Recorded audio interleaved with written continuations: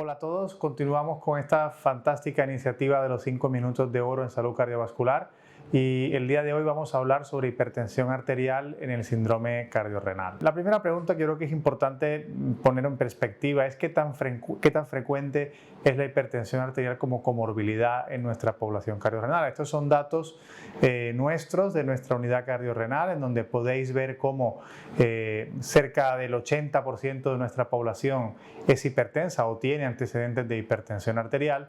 Y si nos vamos a un registro más grande, que este es el registro español de insuficiencia cardíaca, donde en 13 unidades de insuficiencia cardíaca ambulatorias vemos cómo la prevalencia de hipertensión arterial va aumentando de forma exponencial a medida que disminuye el filtrado glomerular. Por tanto, la hipertensión arterial parece que está vinculada o parece que es más frecuente en esta población con enfermedad renal y especialmente enfermedad renal avanzada. ¿Y por qué es esto? Pues probablemente porque la hipertensión arterial y el síndrome cardiorrenal comparten vínculos fisiopatológicos y como vemos aquí en esta diapositiva podéis ver cómo tanto la insuficiencia cardíaca como la disminución del filtrado glomerular todos se asocian a activación del sistema neurohormonal que lleva finalmente pues, a una avidez de sodio en el túbulo renal y esto pues este balance positivo de sodio a largo plazo pues puede ser uno de los motivos por el cual a medida que se reduce el filtrado y cuando hay insuficiencia cardíaca concomitante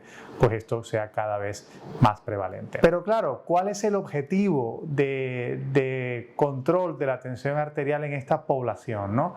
Si vemos nosotros en población con enfermedad renal crónica, en las guías KDIGO, vemos cómo en base fundamentalmente a los resultados del subanálisis renal del ensayo clínico SPRINT, en donde se ve que una estrategia más agresiva de control de la tensión arterial hasta conseguir una tensión arterial sistólica por debajo de 120 milímetros de mercurio se asoció a una reducción de eventos cardiovasculares y eventos renales. Por tanto, las guías KDIGO han considerado este punto de corte como el objetivo en pacientes hipertensos con enfermedad renal crónica. No obstante, también puntualizan que hay que individualizar en algunos escenarios concretos, como por ejemplo pacientes con filtrados por debajo de 30, pacientes con edad avanzada, fragilidad o que tengan hipertensión severa.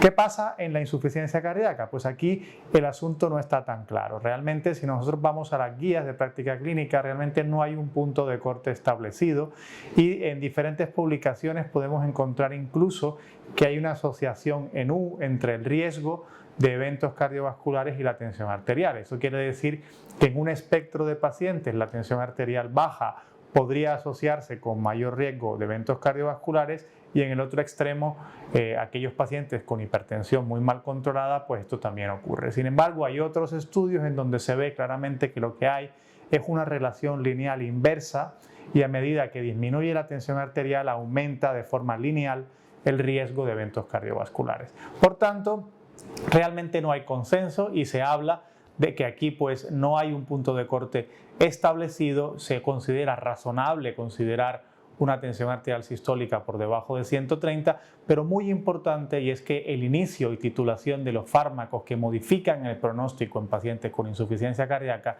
debe ser independiente de la tensión arterial sistólica o del antecedente de hipertensión arterial en ese paciente concreto. ¿Qué ocurre en el paciente con síndrome cardiorrenal? Pues aquí realmente no tenemos datos, no hay evidencia, estos son datos nuestros en donde nosotros en una cohorte de cerca de 200 pacientes seguidos en nuestra unidad cardiorrenal hemos evaluado de manera longitudinal el comportamiento de la tensión arterial sistólica con, digamos, la primera pregunta, ¿cuál es?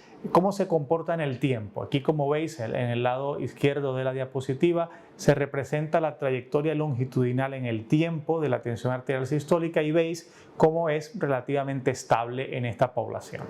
Se mantiene en torno a 130.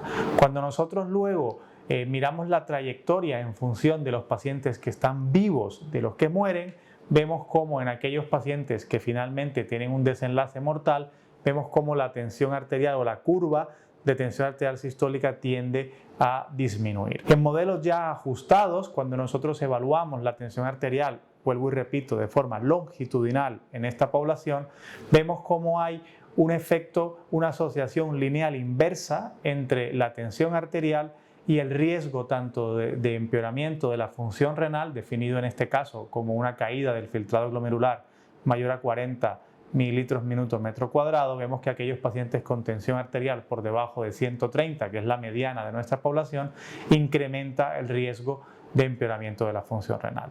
Lo mismo ocurre para mortalidad. A medida que la tensión arterial cae por debajo de 130, vemos que hay un incremento en el riesgo de muerte. Estos son modelos, vuelvo y repito, ajustados por filtrado glomerular basal, edad, sexo, niveles de NT-proBNP y tratamiento farmacológico. Por tanto, intentando responder esta pregunta de cuál sería tal vez este punto de corte óptimo en la población cardiorrenal, hemos elegido de forma arbitraria completamente un punto de corte entre 120 y 140 milímetros de mercurio. Y vemos y analizamos una cosa que podría parecerse algo que los clínicos estamos acostumbrados, que sería el tiempo en rango, algo parecido a lo que ocurre con el Sintrón, tiempo en rango terapéutico. Y vemos cómo si nosotros evaluamos el porcentaje de tiempo que el paciente cardiorrenal en todas las visitas sucesivas se mantiene en ese rango entre 120 y 140, si esto es así, entre mayor tiempo esté en rango, menor será la probabilidad o la asociación con empeoramiento en la función renal y menor será el riesgo de muerte, y esto vuelvo y repito, modelos ajustados. Por tanto, podría ser este punto de corte interesante a tener en cuenta en esta población cardiorrenal, especialmente en nuestra población que es avanzada, frágil y de edad avanzada. ¿Cómo controlar la tensión arterial en la población cardiorrenal? Una vez que yo he establecido los objetivos, ¿cuáles son las recomendaciones? Realmente en la población con filtrados entre G1 y G4, pues está claro que los IECAS ARA2 son los fármacos a utilizar, especialmente si estamos en un escenario de albuminuria, y si el paciente tiene disfunción ventricular, aquí estaría indicado sacubitril/valsartán probablemente como primera opción, y esto sería independiente de la tensión arterial. La combinación de inhibidores del sistema renina-angiotensina-aldosterona con antagonistas del calcio se pueden considerar si no se alcanzan los objetivos con la dosis única. Considerar antagonistas del receptor mineralocorticoide, especialmente en casos de hipertensión resistente, definida con más de 3 fármacos, incluyendo una tiazida, o si el paciente tiene FEBI reducida, esto sería por supuesto independiente de la tensión arterial, y considerar otros fármacos en segunda línea como la doxazosina, la miroride o la hidralazina en casos seleccionados. ¿Y cómo hacemos el control una vez iniciamos estos fármacos? Pues las recomendaciones, vuelvo y repito, de las 10 KDIGO, que son un poco las que sientan las recomendaciones en enfermedad renal crónica avanzada, pues continuar los IECAS y ARA2 y en este caso ARNI también, a menos que la creatinina aumente más de un 30 o un 50% con respecto a su valor basal, y añadir intercambiadores de potasio si el paciente pues desarrolla hiperpotasemia como complicación. A modo de conclusión, yo creo que está claro que la hipertensión arterial es una comorbilidad muy prevalente en esta población cardiorrenal. Realmente no existe un objetivo claro de tensión arterial. Probablemente un objetivo menos agresivo con valores entre 120 y 140 tensión arterial sistólica tenga el mejor balance riesgo-beneficio. Lo que está claro es que se debe evitar en la medida de lo posible la hipotensión arterial, especialmente si estamos utilizando fármacos que no aportan ningún beneficio en términos pronósticos. Y en la población más vulnerable, esto probablemente es la población añosa con filtrados más bajos, tal vez debamos considerar un control más laxo de la tensión arterial para reducir el riesgo de eventos adversos relacionados con ella. Muchísimas gracias.